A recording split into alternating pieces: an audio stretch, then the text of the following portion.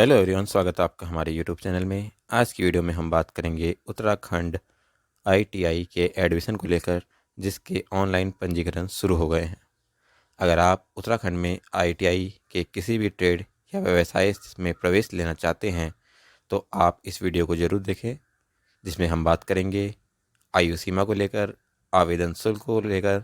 साथ में हम बताएंगे ऑनलाइन आवेदन आप कैसे कर सकते हैं, कौन कौन से संस्थान हैं और उसमें कौन कौन से व्यवसाय होते हैं यानी कि ट्रेड हैं। साथ में मेरिट लिस्ट के बारे में और काउंसलिंग और आपकी शैक्षिक योग्यता, जिसमें हम बताएंगे कि आपकी क्वालिफ़िकेशन क्या होनी चाहिए और सीटों की संख्या, आवेदन की अंतिम तिथि, इन सभी का हम डिटेल में जानेंगे। तो शुरू करते हैं वीडियो। उत्तराखंड आईटीआई एनसीवीईटी प्रवेश सत्र 2024-25 संबंधित सूचना।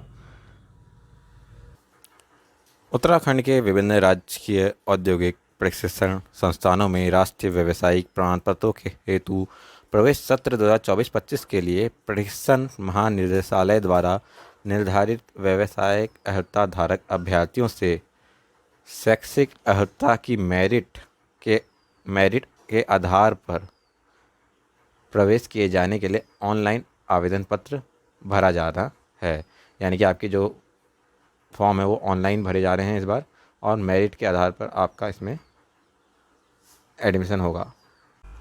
जिसके ऑनलाइन आवेदन जो भरने की डेट है वो आपकी 7 जून 2024 से आपके फॉर्म भरने शुरू हो गए और लास्ट डेट आपकी 7 जुलाई 2024 है।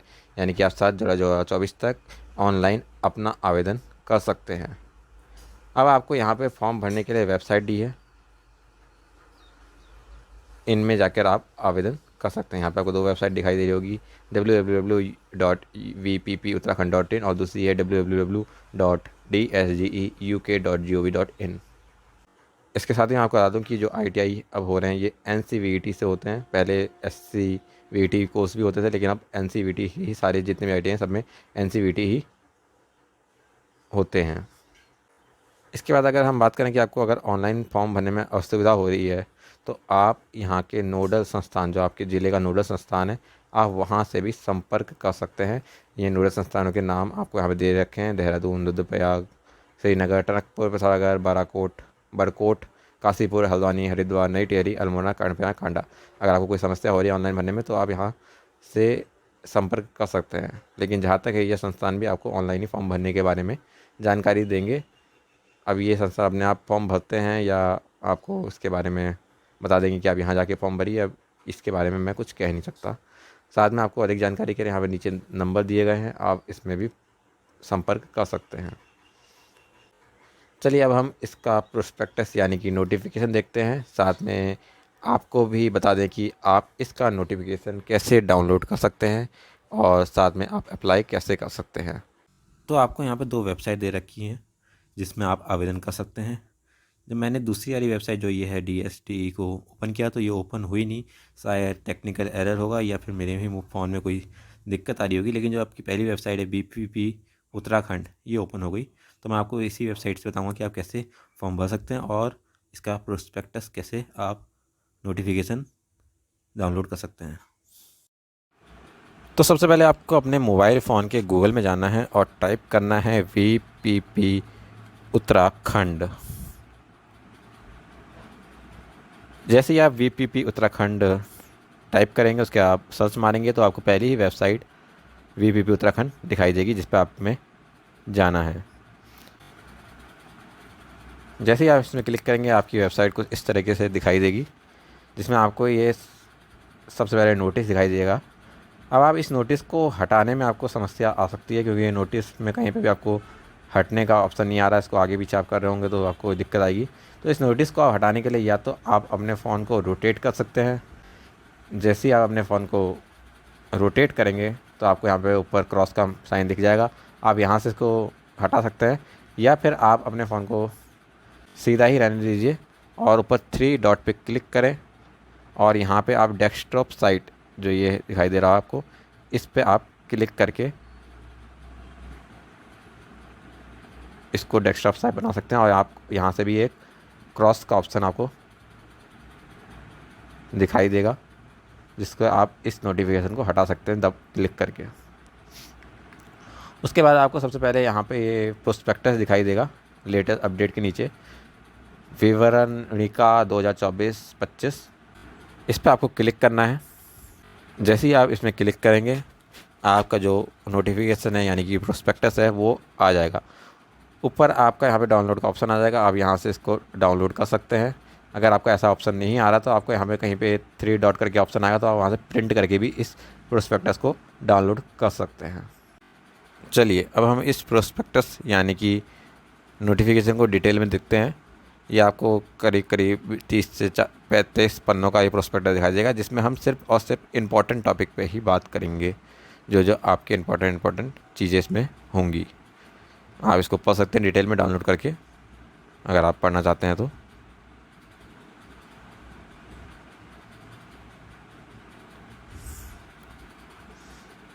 सबसे पहले अगर हम प्रवेश के लिए आयु सीमा की बात करें तो जो आपकी आयु सीमा है वो 14 वर्ष से कम नहीं होनी चाहिए, यानी कि आप 14 साल पूरे हो जाने चाहिए। कब तक 14 साल पूरे हो जाने चाहिए? तो आप 1 अगस्त 2024 तक 14 साल पूरे हो जाने चाहिए, यानी कि आप 31 जुलाई 2010 के बाद के जन्मे ना हो, इसके बाद आपकी डेट ऑफ बर्थ ना आती हो। उसके हम आवेदन शुल्क की बात करें तो अनुसूचित जाति अनुसूचित जनजाति के अभ्यर्थियों के लिए ये शुल्क 250 रुपये है, वहीं अन्य वर्गों के लिए 350 रुपये ये शुल्क रहेगा। इसके अलावा यहाँ पे लिख रखा कि विवरण पुस्तिका भली भांति पढ़कर ही ऑनलाइन आवेदन करें, यानी कि आप पहले इसको पढ़ लें पूरे डिटेल में, उसके बाद ही आप अपना फॉर्म भरें। इसके बाद आपको ये ऑनलाइन आवेदन पत्र भरने का मैंने बता ही दिया कि आप इस वेबसाइट से फॉर्म भर सकते हैं। इसके बाद इन्होंने पूरी डिटेल में बता रखा है कि आप कैसे कैसे अपना ये फॉर्म भर सकते हैं। अब हम यहाँ बात करते हैं कि आपके कौन कौन से संस्थान हैं और उनमें कौन कौन से व्यवसाय यानी कि ट्रेड होते हैं। तो आप सबसे पहले यहाँ देख सकते हैं, इन्होंने पूरी लिस्ट कर रखी है। यहाँ पे आपको जनपद का नाम दिखाई देगा इस लाइन में। उसके बाद आपको संस्थान का नाम दिखाई देगा कि उस जनपद में कौन कौन से संस्थान है, और यहाँ पे आपको ट्रेडों के नाम दिखाई देगा। जैसे कि ये फिटर है आपको यहाँ टर्नर है, यहाँ पे वेल्डर है, यहाँ पे आपका ड्राफ्टमैन का मैकेनिक वाला है। तो आप यहाँ से देख सकते हैं, और नीचे आपको यहाँ पे सीटें दिखाई देंगी। यहाँ पे सीटें देख सकते हैं, सीटें आपको यहाँ पे दिखाई देगी। तो आप यहाँ से देख सकते हैं, यहाँ पे सारी जनपदों के नाम लिखे रखे हैं आपके, और यहाँ पे कौन कौन से जनपद में कौन कौन से संस्थान कहाँ कहाँ पे हैं उसके बारे में जानकारी दे रखी है, और यहाँ पे कितनी सीटें हैं कौन से ट्रेड में उसके बारे में आपको पूरी जानकारी दे रखी है। इसको आप देख सकते हैं डिटेल में, सभी जनपदों के बारे में इसमें दे रखे हैं कौन कौन से ITI कॉलेज हैं। अब इसके बाद इसमें आ जाता है कि आपकी शैक्षिक अर्हता क्या होगी, मतलब यानी कि आपकी क्वालिफ़िकेशन क्या होनी चाहिए। तो देखिए यहाँ पे आपको व्यवसाय का नाम दे रखा है, यहाँ पे प्रशिक्षण अवधि दे रखी है, और यहाँ पे आपकी न्यूनतम शैक्षिक योग्यता दे रखी है। वैसे तो आपको सभी में 10 पास होना चाहिए, लेकिन किसी किसी में आपको 8 पास भी इसमें मांग रहे हैं। देखिए जैसे फिटर है, तो फिटर में आपको 2 वर्ष का एक कोर्स है, और आपको विज्ञान और गणित विषय से हाई स्कूल होना चाहिए, यानी कि आपका जो हाई स्कूल आपको 10th किया होगा उसमें आपका गणित और विज्ञान विषय होना चाहिए। ऐसे ही टनल के लिए भी विज्ञान और गणित होना चाहिए 10th में, मशीनिस्ट के लिए भी विज्ञान और गणित, इलेक्ट्रिशियन के लिए भी विज्ञान और गणित से हाई स्कूल, मैकेनिक ये इंस्ट्रूमेंट मैकेनिक के लिए भी आपको विज्ञान और गणित होना चाहिए, ड्राफ्टमैन के लिए भी, रेफ्रिजरेटर के भी यही चीज़ है, ड्राफ्टमैन सिविल के लिए भी यही चीज़ है। ड्राफ्टमैन सिविल में आपको विज्ञान और गणित नहीं है, खाली हाई स्कूल हो आप, तब भी आप ये इसके लिए अप्लाई कर सकते हैं, इसमें आप कोर्स कर सकते हैं। इलेक्ट्रॉनिक्स मैकेनिक के लिए भी विज्ञान और गणित होना चाहिए आपका। उसके बाद देखो वायरमैन के लिए आपको 8वीं पास होना ज़रूरी है, और मैकेनिक मोटर के लिए आपको हाई स्कूल होना चाहिए। पेंटर जनरल के लिए 8वीं पास भी आप कर सकते हैं। इंफॉर्मेशन कम्युनिकेशन के लिए आपको हाई स्कूल होना चाहिए। उसके बाद देखिए अब यहाँ पे 1 वर्ष के कोर्स आ गए हैं। वेल्डर का 8वीं उत्तीर्ण होना चाहिए आपको, कारपेंटर के लिए 8वीं, सर्वेयर के लिए हाई स्कूल, मैकेनिक डीजल के लिए विज्ञान और गणित विषय में हाई स्कूल होना चाहिए, प्लम्बर के लिए 8वीं उत्तीर्ण, मैकेनिक ट्रेडर्स के लिए विज्ञान और गणित में आपको हाई स्कूल होना चाहिए। आप यहाँ पे देख सकते हैं। देखिए computer operator and programming assistant के लिए आपको हाई स्कूल होना ज़रूरी है। बाकी स्टेनोग्राफर के लिए भी हाई स्कूल होना ज़रूरी है आपका। ये किसी भी विषय में हो सकते हैं। हाई स्कूल, जो हाई स्कूल लिखा है तो आप किसी भी विषय में हो सकते हैं जिसमें आपको विज्ञान और वो ले रखा है गणित, तो आप उसमें होना ज़रूरी है। अब हम रिजर्वेशन देख लेते हैं। तो रिजर्वेशन यहाँ पे आपको वर्टिकल और हॉरिजॉन्टल दोनों दिखाई देंगे, जिसमें अनुसूचित जाति के लिए 19% है, वहीं अनुसूचित जनजाति के लिए 4%, अन्य पिछड़ा वर्ग के लिए 14% और EWS के लिए 10%। उसके बाद भूतपूर्व सैनिकों के आश्रितों के लिए 2%, भूतपूर्व सैनिकों, अपंग, मृतक सैनिकों के आश्रित के लिए 5%, विकलांग अभ्यर्थियों के लिए 4% और महिला अभ्यर्थियों के लिए 30% यहाँ पे आरक्षण दिया गया है। इसके बाद अगर हम मेरिट लिस्ट की बात करें तो आपकी मेरिट लिस्ट ऑनलाइन पोर्टल पर ही प्रकाशित की जाएगी जब आप आवेदन कर लेंगे। जब आवेदन खत्म हो जाएंगे उसके बाद आपकी मेरिट लिस्ट निकाली जाएगी, जिसके लिए आपको 8वीं और माध्यमिक शिक्षा के लिए अलग अलग कुल अंक जो आपके होंगे इनमें उसकी अलग अलग बनाई जाएगी। ठीक है। साथ में उन्होंने बता रखा कि अगर आप उत्तराखंड विद्यालय शिक्षा परिषद रामनगर, यानी कि आप उत्तराखंड बोर्ड से आपने अपनी पढ़ाई कर रखी है या 10th और 8th क्लास पास करी है, तो आपको 3% वरीयता अंक ज़्यादा दिए जाएंगे, मतलब आपको 3 नंबर एक्स्ट्रा दिए जाएंगे इसमें।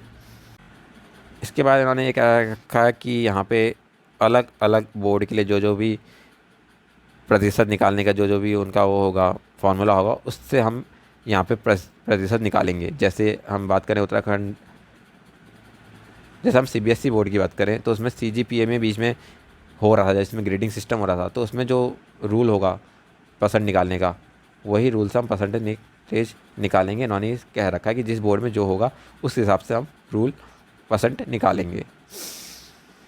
और अगर आपने फॉर्म भरते समय कोई भी गलती करी तो आपका ये अभ्यर्थी खुद जिम्मेदार होंगे, निरस्त कर दिया जाएगा इसमें आपका।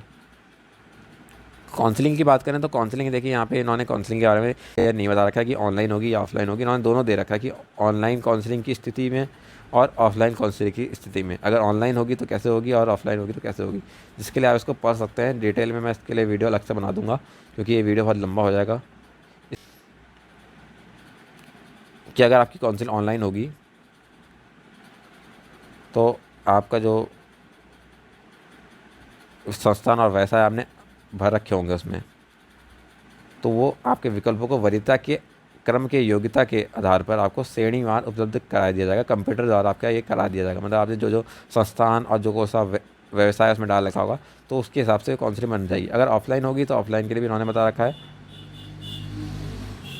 ऑफलाइन के लिए भी इन्होंने कहा कि नोडल संस्थान में होगी इसकी काउंसलिंग, जो कि निःशुल्क होगी। इसमें आपको विकल्प पत्र दिया जाएगा जिसमें आपको अपना वरीयता भरनी पड़ेंगे कि आप कौन से कॉलेज में एडमिशन लेना चाहते हैं। ज़िले के अंदर जो भी कॉलेज होंगे, जिस भी ज़िले में आप एडमिशन लेना चाहते हैं उसके अंदर कौन से कॉलेज हैं, उसमें कौन से कोर्स आप करना चाहते हैं, उसके बारे में आपको उसमें डालना पड़ेगा, भरना पड़ेगा। तो उसके बाद आपकी मेरिट लिस्ट बनेगी और आपका एडमिशन शुरू हो जाएंगे।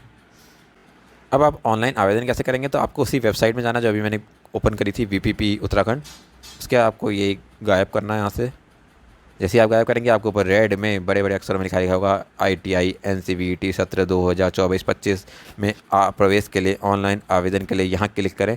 आपको इसमें क्लिक करना है। जैसे ही आप क्लिक करेंगे आपका यहाँ पे प्रोसेस शुरू हो जाएगा। सबसे पहले आपको रजिस्ट्रेशन कराना है, अपना नाम भरना है, ईमेल एड्रेस लिखना है, मोबाइल नंबर एंटर करना है, उसके आपको अपना पासवर्ड बनाना है।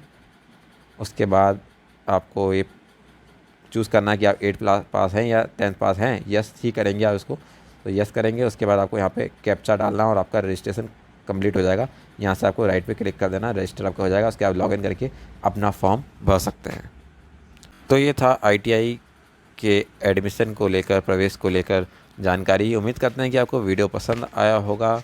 ऐसे ही अगर आपको और जानकारी चाहिए तो चैनल को सब्सक्राइब करें, वीडियो को लाइक करें, और अगर कोई समस्या है तो आप कमेंट करें।